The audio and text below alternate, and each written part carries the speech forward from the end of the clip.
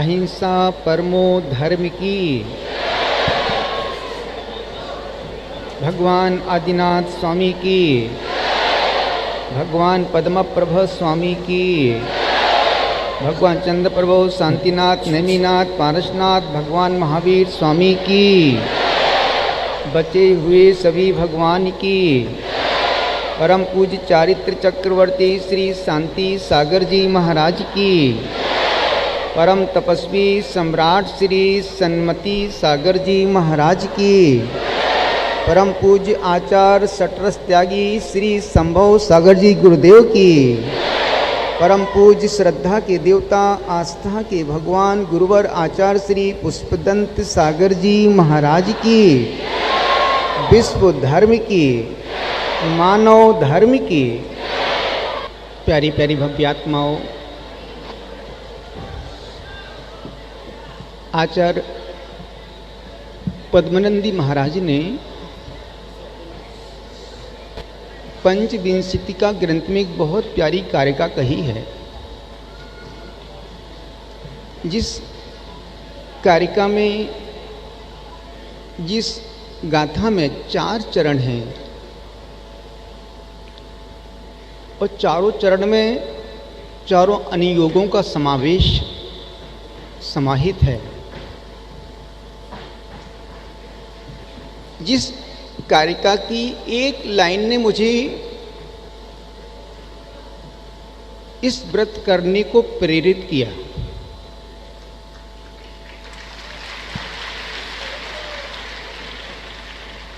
जिस एक लाइन ने मुझे हिम्मत दी, साहस दिया। और जिंदगी में यदि वो एक लाइन हमारे जीवन में आत्मसात हो जाए, यदि हम उसको अपनी जिंदगी की धुरी बना करके जीवन जिएं, फिर हम कभी किसी कार्य में असफल नहीं हो सकते हैं। उन्होंने वह श्लोक गाथा कही, न मे मृत्यु कुटुर्भीतिर न मे व्याधि कुतो व्यथा न बालो हम न वृद्धो हम न युवतानी पुद्गले। इसकी जो एक लाइन जो मुझे स्पर्श किया, जिस लाइन ने, न मे मृत्यु कुटुर्भीतिर, जब आत्मा मरता ही नहीं है तो डर किस बात का।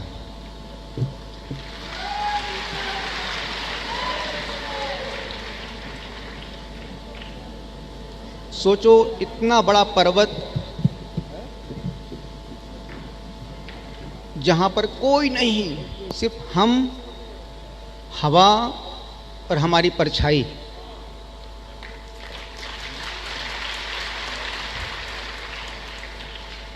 एक संत ने, एक सम्राट ने संत से कहा कि गुरुदेव, मुझे आपके चरणों में आना है, कब आऊं? संत ने कहा, मैं 24 घंटे उपलब्ध हूं, कभी भी आ सकते हो।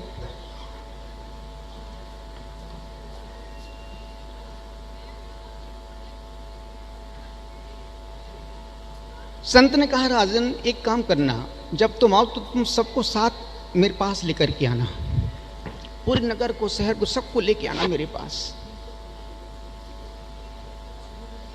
ठीक है,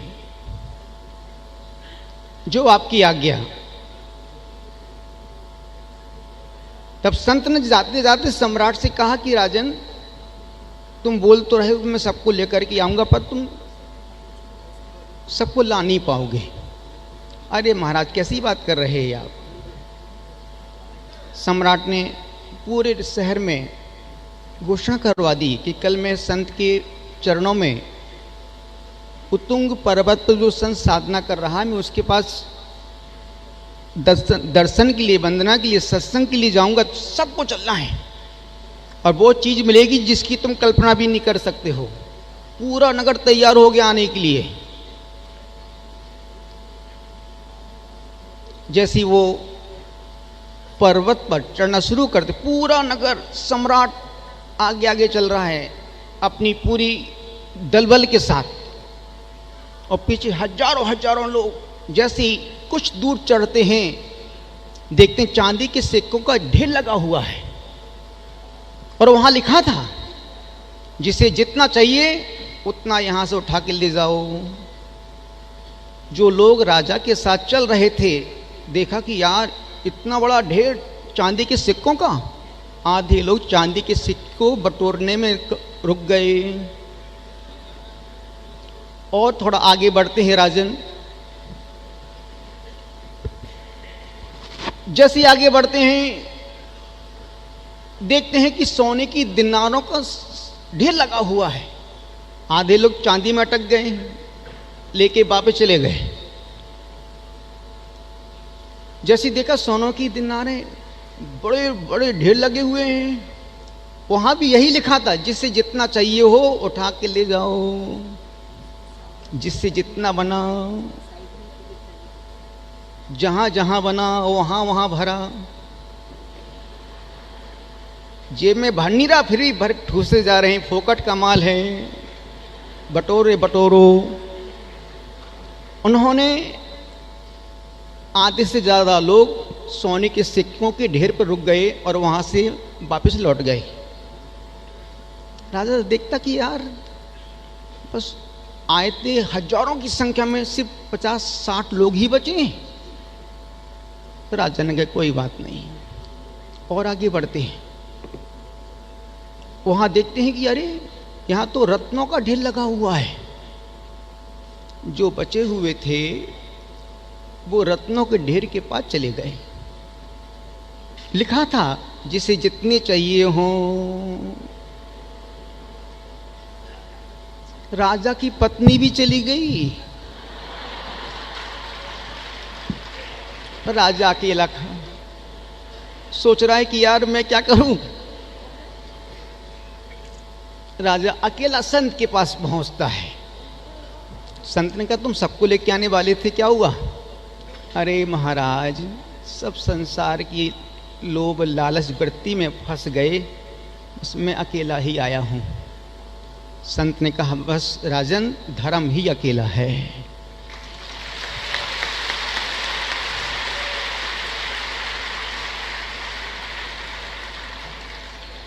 कोई दुख में कोई साथ नहीं देता है, सुख में सब आगे आगे हो जाते हैं, दुख में कोई साथ नहीं देता है। जो एकम जाना, तब संत ने उस राजा से कहा जो एकम जानाती वो सब्बम जानाती, जो एकम ना जानाती वो सब्बम ना जानाती। जो एक को जान लेता है वो सबको जान लेता है, और जो सबको जानता है वो एक को जानने से वंचित रह जाता है। आप सोच रहे हैं कि महाराज साहब ने इतनी बड़ी साधना कैसे कर ली, कैसे उपवास कर लिए। हमसे तो एक उपवास नहीं होता है, जिससे नहीं होता वही करता है।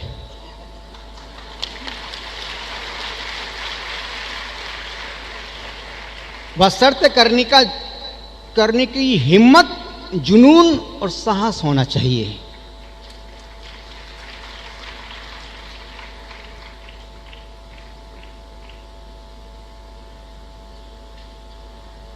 ये व्रत उपवास हमने 1.5 साल में नहीं किए हैं। इस व्रत की हम 7 साल से साधना अभ्यास कर रहे हैं।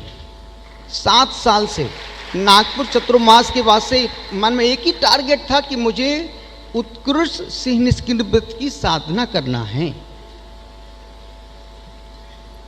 जब हम पुष्पगिरी से गुरुदेव का आशीर्वाद लेकर के निकले, और गुरुदेव ने बहुत आशीर्वाद दिया, गुरुदेव की अनंत कृपा रही कि बेटा तुमने तपस्वी सम्राट गुरुदेव की तपस्या को आत्मसात किया है, और तुम जितनी आगे बढ़ सकते हो बढ़ो, मेरा पूरा तुमको तहे दिल से आशीर्वाद है।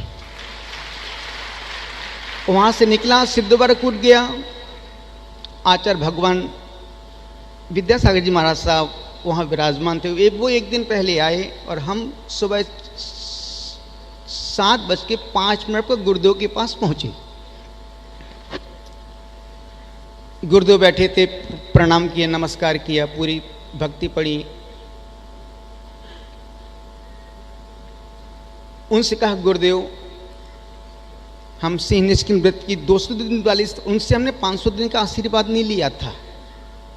उनसे कहा गुरुदेव हम 200 दिन की इस व्रत की साधना करना चाहते हैं, आप अपना आशीर्वाद दे दें मेरे को, और मैं इस व्रत की साधना की सफलता के लिए आपके पास सिर्फ इसीलिए आशीर्वाद लेने के लिए आया हूँ।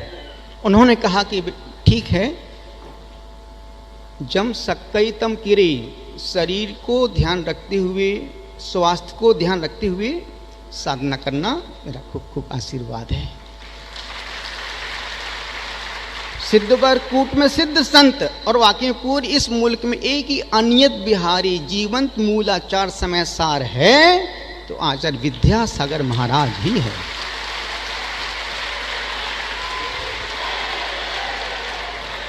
जिसे कोई नहीं समझ सकते, जिसे कोई नहीं पढ़ सकते, उनको पढ़ने के लिए तुमको जन्म जन्म लेना पड़ेंगे। तुम उनको बाहर से देखते हो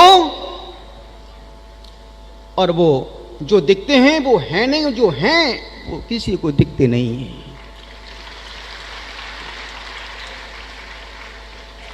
वहां से निकला, सोचो हम 5 घंटे सिद्धवरकूट में आचार्य महाराज के पास रहे। 5 घंटे में हमने 25 साल का माल ले लिया। 5 घंटे 25 साल का जो उनके शिष्य उनके पास रहकर के नहीं ले पाए वो हम लेकर के उनके पास से आ गए और आज शिखर पर पहुंच गए। वहां से हम बढ़ते बढ़ते जम्बूद्वीप हस्तिनापुर पहुंचे। 3 महीने कोरोना के समय ज्ञानमती माता जी जिन्होंने माँ जैसा प्यार दिया, चंद्रमती माता जी खूब स्नेह, अपना अति स्नेह, अपनत से सराबोर एक पेन ड्राइव दी माता जी ने कि महाराज जी इसको सुनना जरूर। और वाकई में मेरी इस पूरी साधना में संबल बनी है तो वह माता जी की पेन ड्राइव, जिसमें हजारों प्रवचन 5-7 मिनट का एक छोटे छोटे पूरा समय सार, प्रवचन सार, द्रव्य संग्रह, पंचास्तिकाय, 6 ढाला पूरा उसमें भरा पड़ा है। और 24 घंटे वो बस्ती कम रूम में बसती थी, लेटते थे सुन रहे। हमने 24 घंटे स्वाध्याय किया है, 24 घंटे स्वाध्याय, लेटे हैं, बैठने लेटे हैं, अत नमोस्तु अपराणे स्वाध्याय बेले हम श्री श्रुत भक्ति का कायोत्सर किया, सुन रहे हैं लेटे लेटे पूरा स्वाध्याय। कितना सुना, अद्भुत। और मैं निवेदन कर रहा हूं वो पेन ड्राइव प्रत्येक जन घर में होना ही चाहिए। 24 घंटे चलाओ उसको, 24 घंटे चलने दो। जब बैठोगे शब्द कान में शब्द पड़ेंगे, शब्द कान में पड़ेंगे और उसमें एक भी फालतू, कोई फालतू की बात नहीं, सिर्फ धर्म तत्व और जिनागम वही परोसा है। वो संबल बनी। सम्मिश्कर आए, सम्मिश्कर आचार्य समोसागर जी महाराज साहब के चरणों में गया और उनकी करुणा, उनका प्यार, उनका वात्सल्य ने हमको पर्वत पे चढ़ा दिया। बोले बेटा चिंता मत करना, कुछ भी हो जाए मैं हूं, कुछ भी मत चिंता मत करना, मैं हूं ना। सोचो जब हमने अपना व्रत प्रारंभ किया तो 3-4 उपवास के बाद मुझे उल्टी हुई, एक बार खून भी निकला, मल के विसर्जन में बहुत तकलीफ हुई। तो हमने एक लेटर लिख के भेजा महाराज साहब ने, महाराज साहब मुझे तकलीफ हो रही है, यहाँ से मैं क्या करूँ, उल्टी हो जाती है, क्या करूँ। उन्होंने चैतन्यमती माता जी को कहा कि मैं जिस दिन पारना होगी मैं तुमको लौंग दूंगा और तुम लौंग दे के आना महाराज जी को। और जब से वो लौंग आई है उल्टी बंद, सीधी चालू।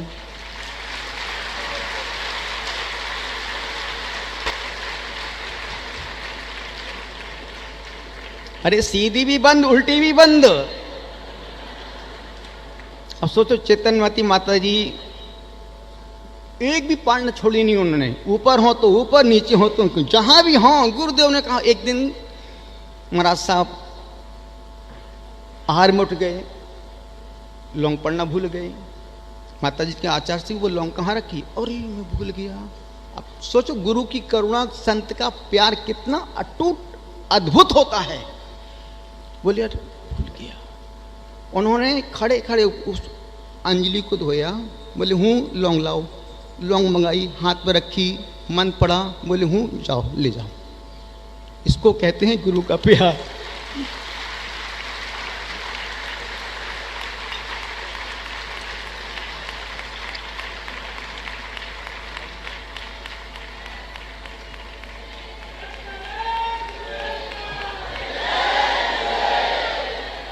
ये साधना हमने नहीं की है, गुरुओं के प्यार ने, गुरुओं के वात्सल्य ने हमको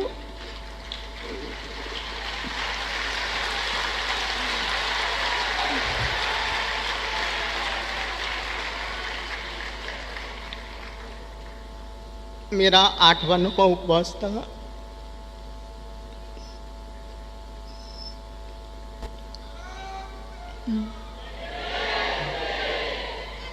मैं बैठा था, रात का 1 बजे का समय। हमने सोचा गर्मी मुझे सहन नहीं होती है।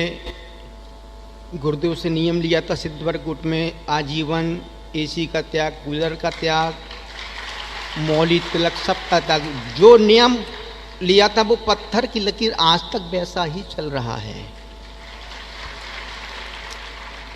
हमने सोचा गर्मी मुझे बहुत लगती है, मैं क्या करूं। तरंग आई, संकेत मिले, जब तुझे खाना ही नहीं है, शौच क्रिया जाना ही नहीं है, लघु संका करनी, तो फिर तुम नीचे क्यों बैठे हो, ऊपर जाके बैठो ना। हमने आकाश सर को बुलाया, हमने आकाश लिख के कहा, हमने कहा मुझे ऊपर रहना है। बोले गुरुदेव ऊपर कब तक? हमने कहा 1 मई जून वहीं निकाल लेंगे, अप्रैल मार्च अप्रैल मई वहीं निकाल लेंगे, क्योंकि यहाँ गर्म तो बहुत रहेगा। गुरुदेव मैं व्यवस्था करता हूँ। आकाश सर ने दीपक भाई जो श्वेतंबर समाज के पर्वत के प्रबंधक हैं उनसे कहा। फिर आकाश ने शेखरचंद जी को फ़ोन किया, बोले बाबूजी यहाँ से। अरे बोले तुम जहाँ कहो वहाँ पर बैठा देंगे, चिंता मत करो, मैं हूँ ना। उन्होंने पूरा साथ दिया, पूरा सहयोग दिया। और फिर रामपुरिया जी को फ़ोन किया, और दोनों बहुत अच्छे दोस्त, शेखरचंद जी, रामपुरिया जी। और वाकई में रामपुरिया जी ने जो समर्पण, बोले महाराज साहब को जो करना, जैसा करना, जहाँ करना है, आप महाराज साहब आप अपनी साधना करें, आप बिल्कुल चिंता मत करें, जितने दिन रहना। अब सोचो, स्वर्णभद्र कूट, नीचे गुफा, और दीपक भाई ने जो सपोर्ट किया, एक भी दिन हम कभी ये नहीं लगा कि यह सितंबर का गार्ड नहीं। वहाँ पर 12-15 सितंबर के गार्ड, 8-10 अपने गार्ड, कभी कोई भेदभाव नहीं किया। सारे वो हमारे अपने ही लोग जैसे सेवा करते थे। और हर गेट के बाहर कोई व्यक्ति दरवाजा नॉक तो कर दे, उसकी हुलिया खराब कर दे वो। बोले महाराज साहब साधना में है। तो इनका बहुत साथ सहयोग मिला मेरे को, बहुत सपोर्ट। अन्यथा इस साधना हमने नहीं की है, गुरुओं ने करवाई है। 1 महीना हो गया, 1.5 महीना, 2 महीना निकल गया। 27 मई या जून का दिन था। अब आप सोचो, उपवास हम नहीं करते हैं, गुरुदेव करवाते हैं। शरीर मेरा है पर धड़कनें उनकी चल रही है। रूप हमारा है, स्वरूप तो उनका ही विराजमान है। आज उनका 85वां जन्म दिवस है, गुरुदेव सन्मत सकल जी महाराज साहब का।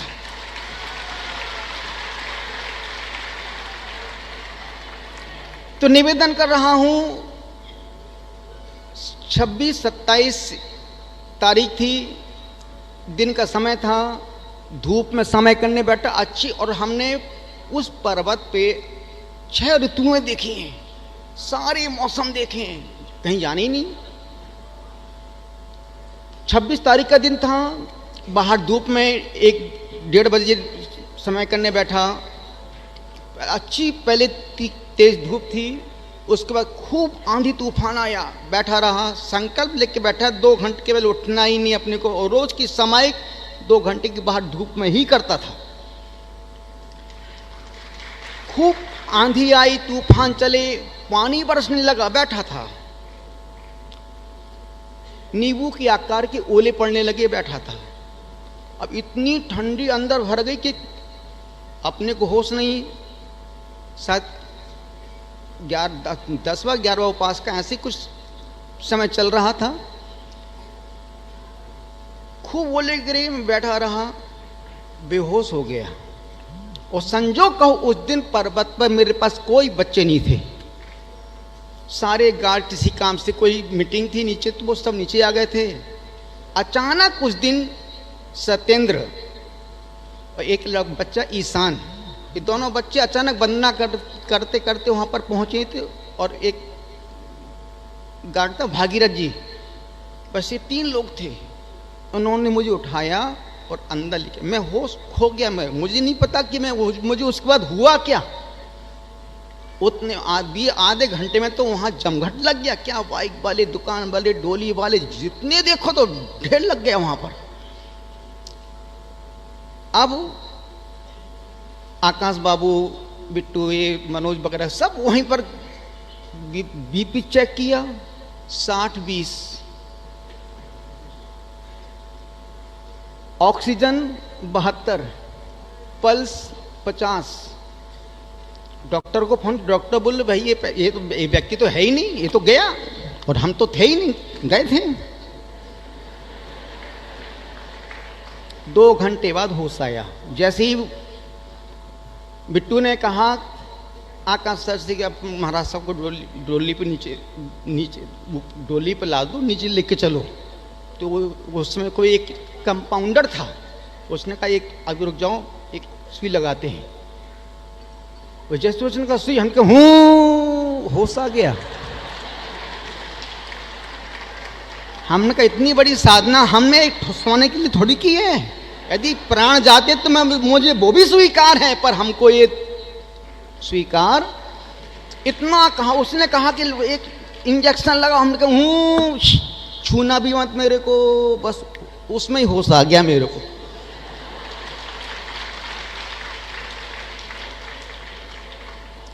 तो निवेदन कर रहा हूं, अनुरोध आपसे कर रहा हूं, होश आ गया। उसके बाद फिर बहुत बातें, बहुत सारी, इतने अनुभव, ऐसी बातें सुन के तुम पागल हो जाओगे। लेकिन निवेदन इतना सा कर रहा हूं, आज उतनी बोलने की क्षमता भी नहीं है। किसी ने कहा महाराज जी आपने पारना ऊपर कर लिए। हमने कहा, मैंने शुरू में ही बोल दिया था, हम इस पारना को व्यापार नहीं बनने देंगे।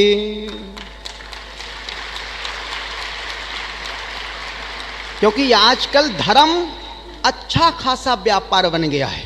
जहां देखो, जिस चीज में देखो, जिस कार्य में देखो, पैसा पैसा पैसा पैसा। भक्ति गई मंदिर में, धन आया तिजोरी में। निवेदन कर रहा था तो मुझे हमने पहले ही बोल दिया कि हमकी देख भाई, मेरी पांडा को हम अपने व्यापार नहीं बनने देंगे।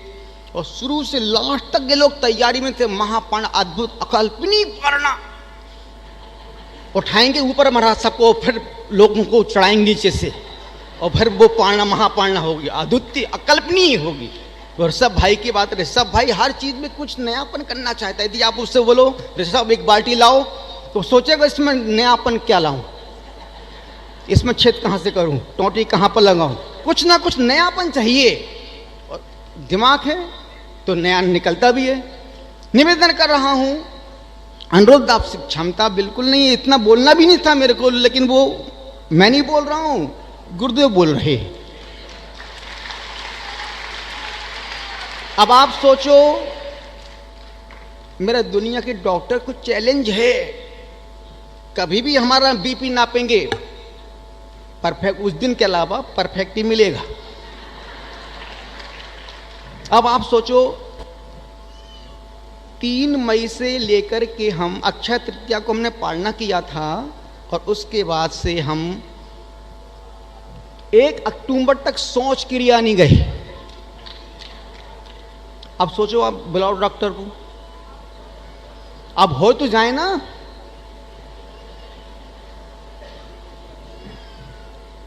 टोटल 557 दिन में हमने सिर्फ 19 बार सोच की है। कितने बार? 19 बार। और 42 बार लघु शंका की, 42 बार लघु शंका। अब नहीं आए तो कहां से जाएं? किराए की लेके आए क्या? निवेदन इतना सा कर रहा हूं, मुझे बोलना कुछ भी नहीं था, पर वो ने कहा अब 557 दिन मौन, कितने दिन मुंह में वो कुछ कुछ हो रहा था।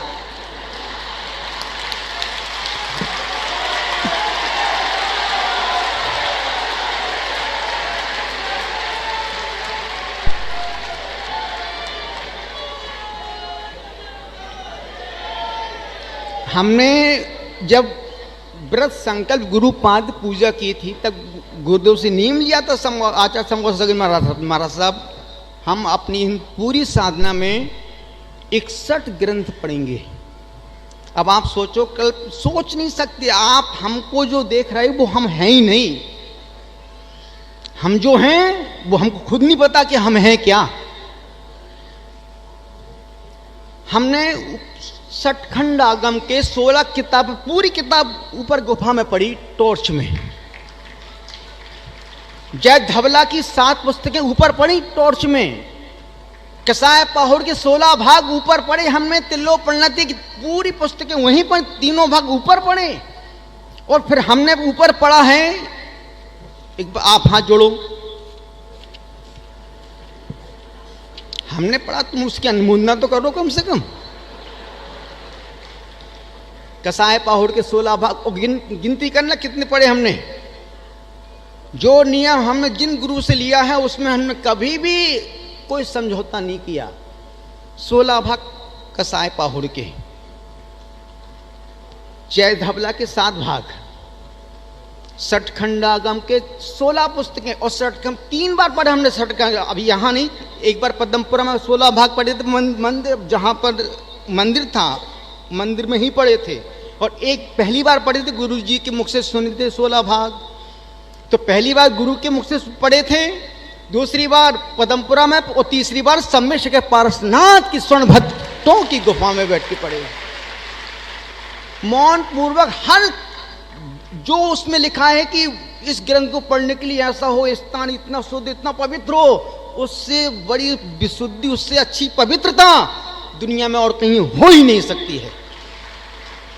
पंचास्तिकाएं, द्रव्य संग्रह, सर्वार सिद्धि उपाय, राजवार्तिक, पुरुषार्थ, भद्रबाहु संहिता, केवल ज्ञान, प्रश्न चूड़ामणि, प्राश्चित समुच्चय ग्रंथ 2 बार पढ़ा, क्योंकि वो हमारा ग्रंथ है।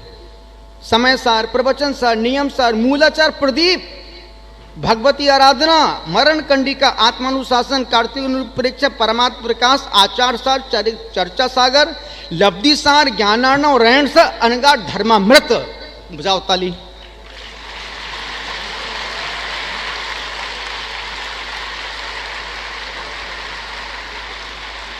अब आप सोचो, 1 मार्च को हम पारसनाथ टोंक पर गए थे, बीच में कुछ कारण से नीचे आ गए थे। जिस दिन से हम पहाड़ पर गए हैं उस दिन एक भी रात कभी सोए नहीं पहाड़ के ऊपर, कभी रात में। यदि आप मेरा रूटीन सुने तो तुम पागल हो जाओ कि कैसा साधु है यार।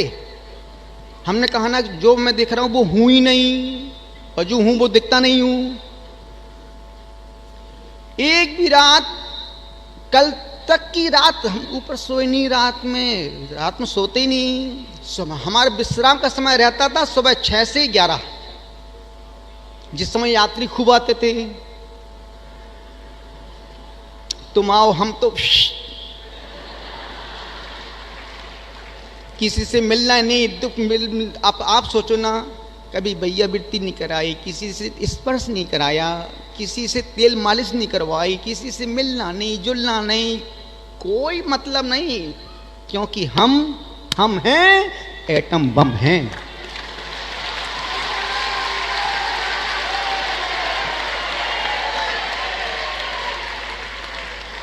अब बंद कर दूं कि और बोलूं? क्योंकि ये सब तुम्हारे सब तुमको देखने के लिए नहीं है, तुम कितने अच्छे कपड़े पहन के आ जाओ, उनको देखना है बिन कपड़े वाले।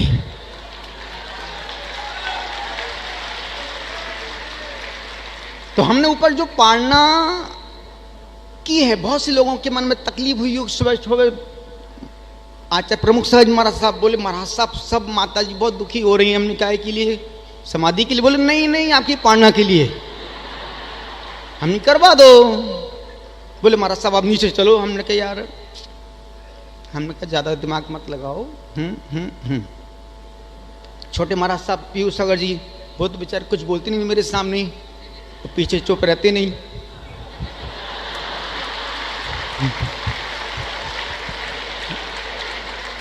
पीछे किसी को बोलने देते नहीं, मेरे सामने कभी कुछ बोलते नहीं। शिष्य का यही समर्पण है, गुरु के सामने सुनना, देखना। क्योंकि मुझे सहज पालना करना थी, नहीं तो हम भी खूब बहुत कुछ करवा सकते थे ना, लेकिन नहीं। इतनी बड़ी व्रत की साधना हमने अपनी तपस्या इतनी भीड़ के लिए नहीं की है, सुंदर पंडाल के लिए नहीं की है, अपने आप को निखारने के लिए की है, अपने आप को मांझने के लिए की है, अपने आप को तराशने के लिए की है। इसलिए मेरा भीड़ में कोई इंटरेस्ट ही नहीं है, नहीं, अपना है खुद में इंटरेस्ट।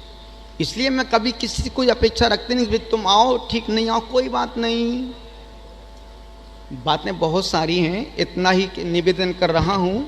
संसार में 3 लोग ही अच्छे हैं, इस पूरे संसार में 3 लोग ही अच्छे हैं। एक तो वे जो मर गए, संसार में 3 ही लोग बहुत अच्छे हैं। एक तो वे जो मर गए, दूसरे वे जो भी पेट में हैं, और तीसरे वे जिनको हम जानते ही नहीं हैं।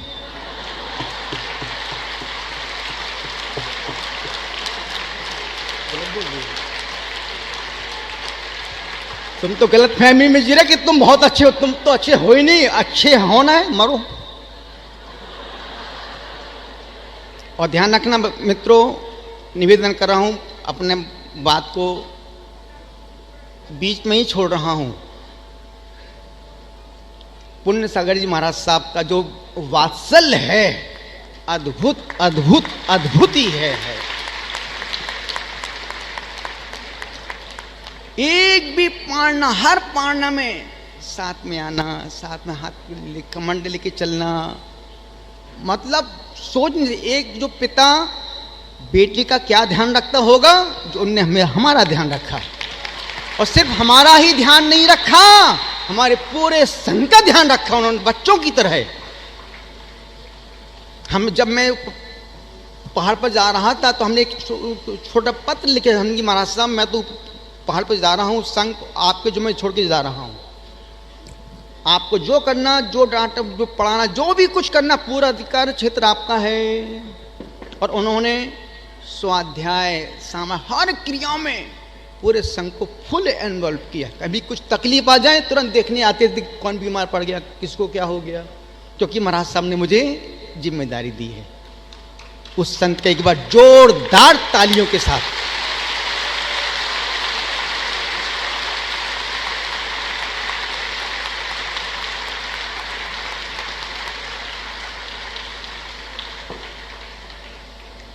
निवेदन इतना सा कर रहा हूं, अनुरोध इतना सा कर रहा हूं, आचार्य महाराज का आशीर्वाद, उनकी प्रेरणा, और फिर आपसे फिर बोल रहा हूं, ये साधना तपस्या हमने नहीं किए हैं। यदि हमारे संघ के साधु हमारा साथ और सहयोग नहीं देते तो हम ये भी साधना नहीं कर पाते। पीयूष सागर जी महाराज साहब की मेहनत आप देखते ही हैं ना, सुबह से लेके देर रात तक सिर्फ गुरु की तपस्या में कोई विघ्न बाधा विकल्प ना आ जाए, कोई विकल्प ना आ जाए। और पूरे मनोयोग के साथ पूरे, और सिर्फ ये समर्पण इनका आज का नहीं है, 95 से यही समर्पण था। जो घर में थे तो वो यही करते थे, और आज यहां पर हैं तो गुरु के लिए। और निवेदन कर रहा हूं, जो हमें जानते नहीं हैं उन्हें कुछ भी कहने का हक है। जो हमें जानते नहीं हैं उन्हें कुछ भी कहने का हक है, पर जो हमें जानते हैं वो हम पर जान भी कुर्बान करते हैं।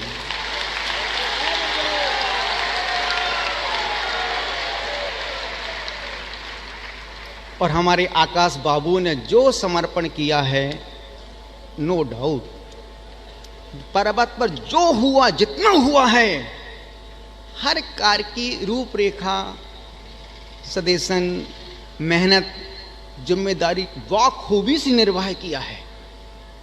एक बार आकाश भाई के लिए, आकाश खड़ा हो जा, बेटा हो जा खड़ा, डरते हैं क्या? अब तो बोल।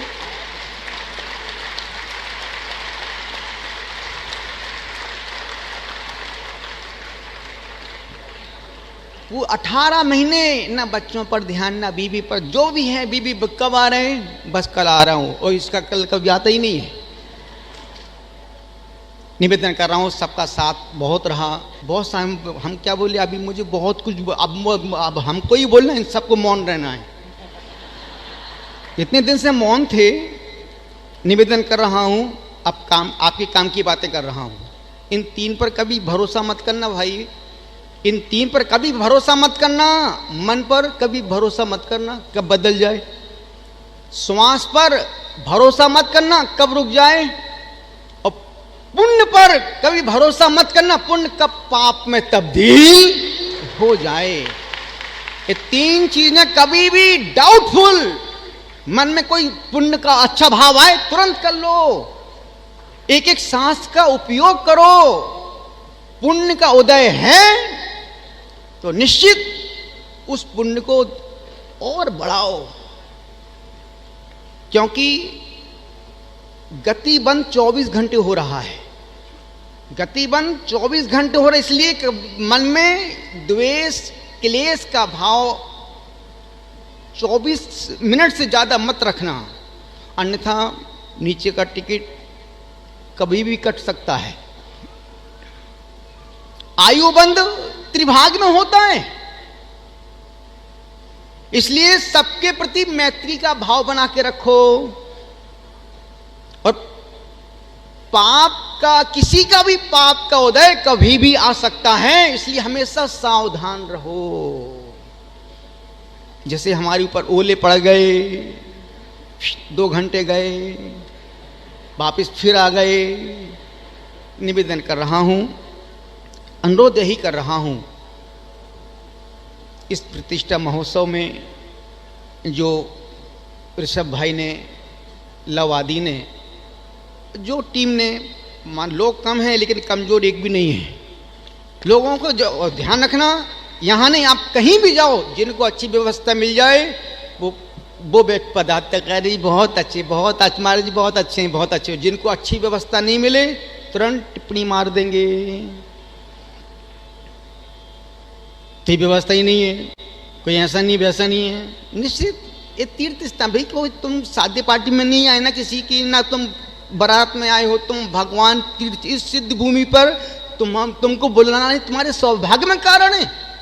यदि तुम यहां पर आए तो तुम नहीं आए, तुम्हारा पुण्य तुमको यहां पर लेकर के आया है।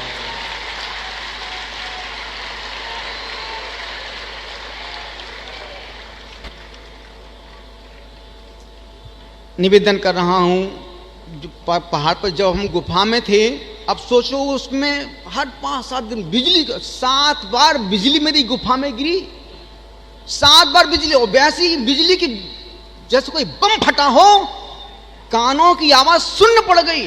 लेकिन उस दिन मुझे एहसास हुआ कि गुरु कृपा का एहसास और प्रभु भक्ति की शक्ति क्या होती है। उस दिन हमने जाना कि वाकई में यार ऐसा भी होता है।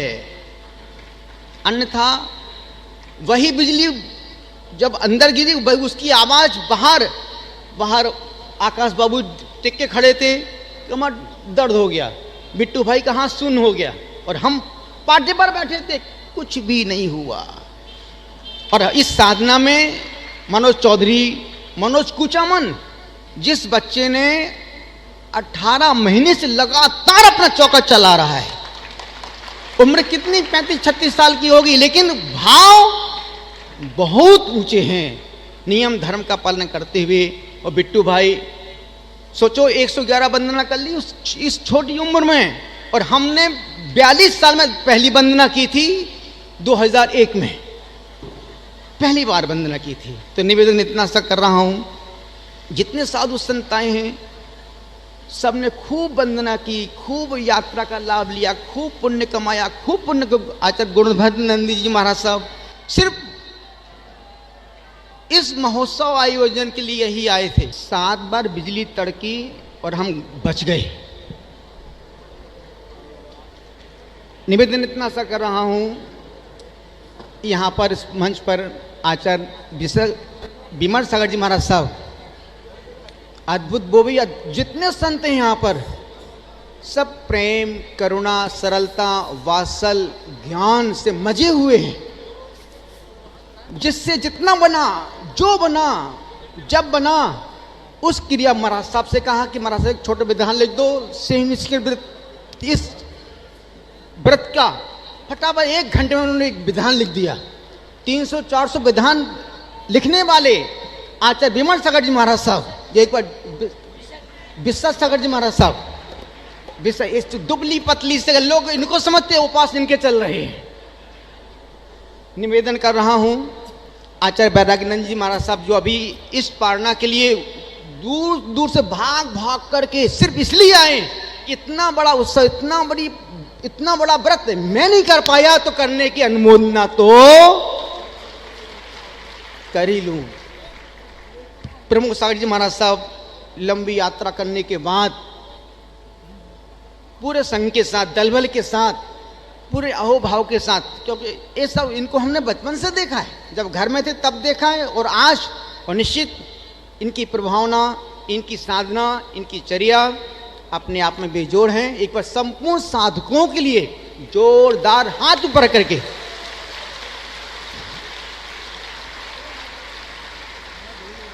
जितनी भी माताजी हैं, बड़ी बड़ी माताजी, गणनी माताजी, छोटी माताजी, बीच की माताजी, एक बार संपूर्ण माताजियों के लिए बजाओ तालियां।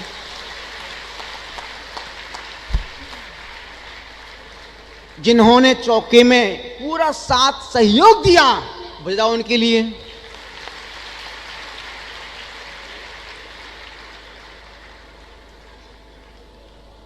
ज्ञान प्रभा माता जी, चारित्र प्रभा माता जी, दर्शन प्रभा, तप प्रभा माता जी।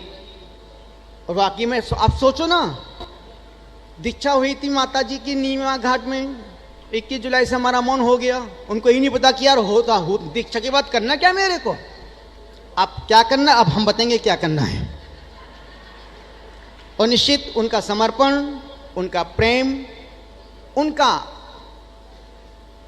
धर्म के प्रति, मोक्ष मार्ग के प्रति एक जो लगाव है, वही सम्यक दर्शन में कारण बनेगा और समाधि में भी साध्य बनेगा। मैं संपूर्ण साधकों को, आत्मार्थियों को, श्रावकों को, जिन्होंने इस साधना में सहयोग दिया, साथ दिया, एक बार संपूर्ण के लिए दोनों हाथ ऊपर करके ताली बजाओ।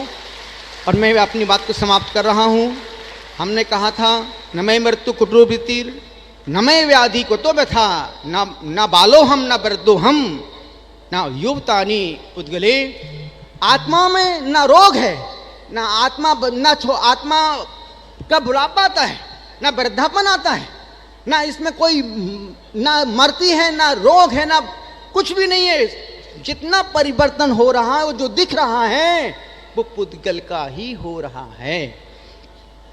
आप 2-3 बातें जो मुझे कहना है, वर्षों से मैं पहले बोलता था कि इस साधना के बाद, और निश्चित मैं अपने आप को और मांझूंगा और निखारूंगा।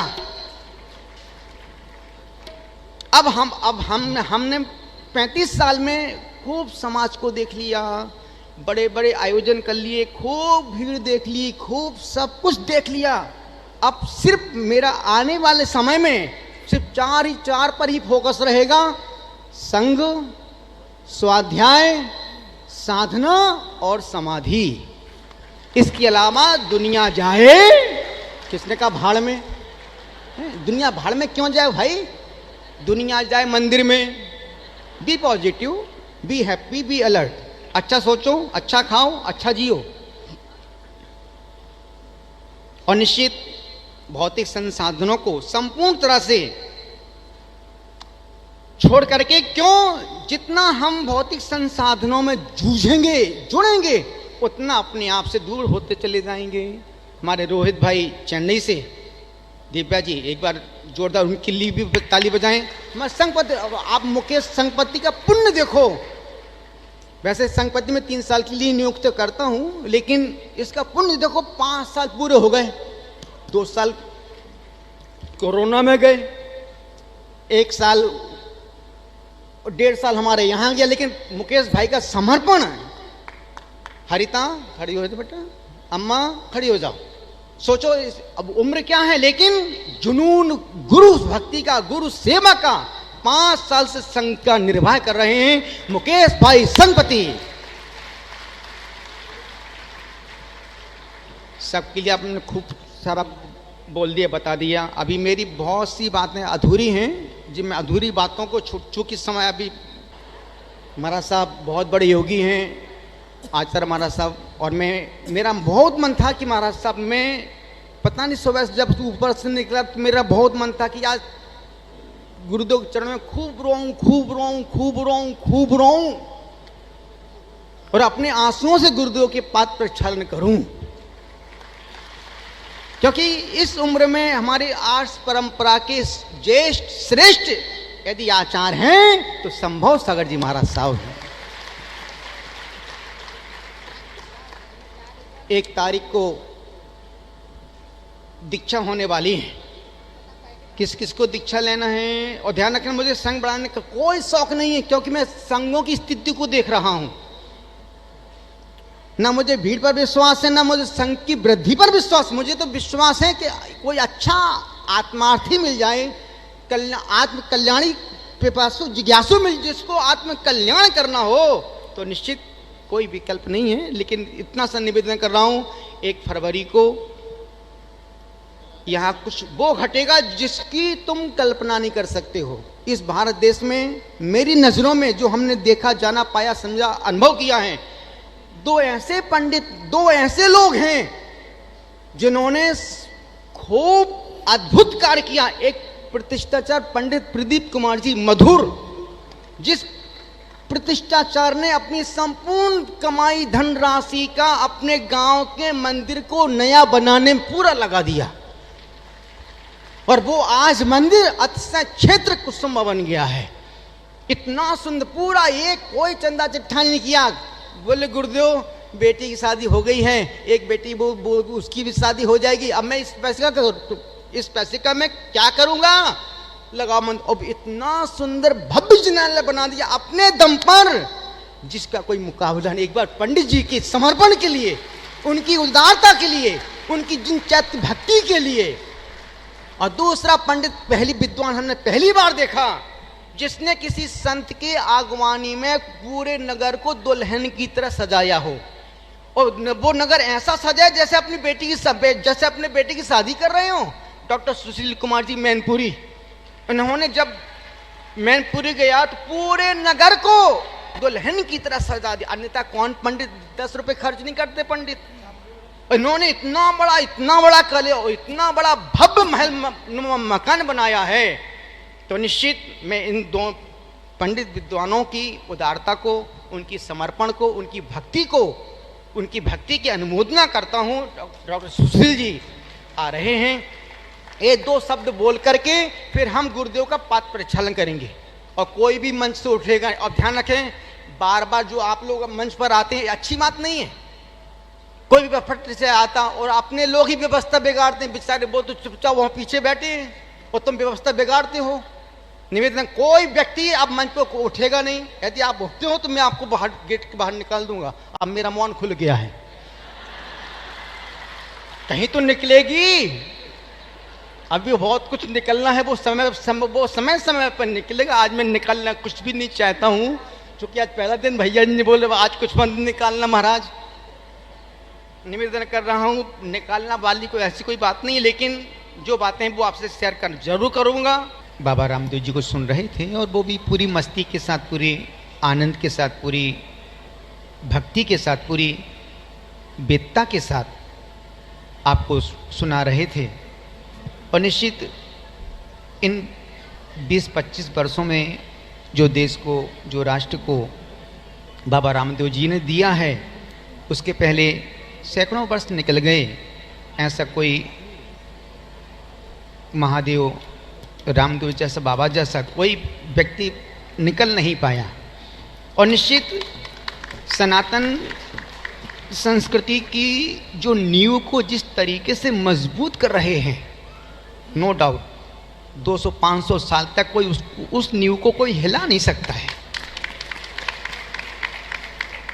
बाबा जी के आश्रम में ऐसे ऐसे बच्चे हैं जिनको पूरी गीत का कंठस्थ याद है, भागवत कंठस्थ याद है। स्वामी जी को कितना सारा इस ब्रेन में भरा पड़ा है। यूं देखा जाए तो ऊपर से भगवा है पर भीतर से दिगंबर है। और निश्चित में हमने बाबा जी के जीवन 20-25 वर्षों में जो बाबा जी ने किया है और जो देश को दिया है, 2 शब्दों में, चूंकि समय आपके भोजन का हो रहा है और अभी सिर्फ 3 पाठ प्रक्षालन और 4 जो शास्त्र भेंट के कार्यक्रम है वो अभी तुरंत इसके बाद, चूंकि होता क्या है, पाठ प्रक्षालन किसी का होता है उसके साथ 20 लोग और घुस जाते हैं, वो पूरी व्यवस्था बिगाड़ देते हैं। और घुसने वाले कौन होते हैं? हमारे अपने लोग ही व्यवस्था को बिगाड़ देते हैं। किसको कहो भाई? और जो जो जो सिक्योरिटी गार्ड खड़े हैं बेचारे, वो गार्ड, हाँ वही तो बोल रहा हूँ। तो कहने का मतलब है कि जिसका नाम बोला जाए सिर्फ वही व्यक्ति यहाँ पर आए, उसके साथ कोई आगे पीछे नहीं आए, कोई व्यवस्था नहीं बनाए। सब व्यवस्था, सब पूरा इतनी अच्छी व्यवस्था, सिस्टम था, लेकिन सिस्टम को आपने सत्यानाश कर दिया पूरा। काम सब हुआ पर मजा ना करने वाले को आया, ना करवाने वाले को, ना देखने वाले को आया। काम सब हुआ लेकिन मजा किसी को नहीं आया। तो निवेदन कर रहा हूँ इन 2 पंक्तियों में कि रामदेव बाबा को हमने क्या जिया, हमने क्या समझा, क्या जाना, क्या जिया। बुझा था जला दिया, बुझा था जला दिया, दूर थे पास बुला लिया। वाह वाह है बाबा रामदेव, क्या तोहफा दिया। देश सोया था आपने जगा दिया। अब जो देखो सुबह 4 बजे से भस्त्रिका कर रहा है। और बाबा जी की कैपेसिटी, क्षमता देखो आप, ऑलराउंडर, बहुत अच्छा रसोई भोजन बना दें। आप देखते हैं ना आस्था टीवी में, आप जिस फील्ड में खड़ा करो, अच्छे अच्छे पहलवान को खड़ा करो, पहलवान देख के लंबा हो जाएगा। तो बाबा जी की क्षमताएं नहीं है, इनकी विश्वास की क्षमताएं हैं, इनकी गुरु भक्ति की क्षमताएं हैं, इनकी विनम्रता की क्षमताएं हैं, इनकी समर्पण की क्षमताएं हैं। उस क्षमताओं के लिए जोरदार तालियों के साथ। इतना ज्ञान होने के बाद इतना विनम्र होना सबसे कठिन काम है। अन्यथा 2-4-10 पुस्तकों का ज्ञान हो जाए, अच्छा बढ़िया प्रवचन करने लग जाए, फिर देखो आदमी हाथ जोड़ना पसंद नहीं करता है। और यहाँ जिन्होंने संपूर्ण वेद को पढ़ा हो, दर्शन को पढ़ा हो, जैन दर्शन को देखा हो, सब कुछ जिया देखा पड़ा है, उसके बावजूद भी जो सरलता, अभी देखा नहीं आपने, बाबा जी ने एक लाइन में बहुत बड़ी बात बोल दी कि मैं आया, भीड़ बहुत थी, मैं चुपचाप शांति से इस तरफ हो गया, लेकिन मैं संपूर्ण उन निर्गंथों को, श्रमणों को, साधियों, बहनों को, माताओं को मैं दंडवत प्रणाम करता हूँ। इससे बड़ा समर्पण, इससे बड़ी विनम्रता और दूसरी क्या हो सकती है।